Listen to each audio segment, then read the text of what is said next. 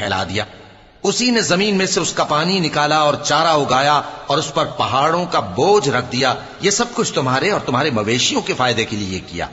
پھر جب وہ بہت بڑی آفت آئے گی، اس دن انسان جو محنت وہ کرتا رہا یاد کرے گا، اور دوزخ دیکھنے والے کے سامنے لا کر رکھ دی جائے گی۔ اب جس نے سرکشی کی اور دنیا کی زندگی کو مقدم رکھا تو اس کا ٹھکانہ دوزخ ہی ہے، اور جو اپنے پروردگار کے سامنے کھڑے ہونے سے ڈرتا اور نفس کو بیجا خواہشوں سے روکتا رہا تو اس کا ٹھکانہ بہشت ہی ہے۔ اے پیغمبر صلی اللہ علیہ وآلہ وسلم، لوگ تم سے قیامت کے بارے میں پوچھتے ہیں کہ اس کی آمد کب ہے، سو تم اس کے ذکر کی طرف سے کس فکر میں ہو؟ اس کا منتہا یعنی واقع ہونے کا وقت تمہارے پروردگار ہی کو معلوم ہے۔